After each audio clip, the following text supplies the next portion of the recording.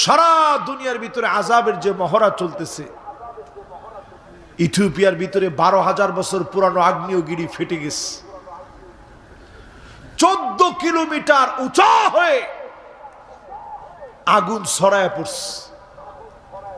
এটা এমন আগুন, কোন ফায়ার সার্ভিস দিয়ে এই আগুন নেবানো যায় না। যায়? জোরে কোন যায়? যায় না। এটার ধোঁয়াগুলো গিয়ে ভারতের আকাশের ভিতরে এই ধোঁয়াগুলো গিয়ে মিশে গেছে,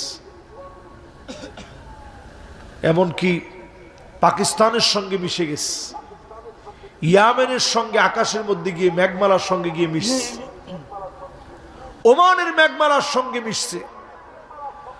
শুধু এখানেই শেষ নয়, এই পৃথিবীর ভূতত্ত্ববিদরা বলছে আগ্নেয়গিরি যেগুলো ঘুমন্ত অবস্থায় আছে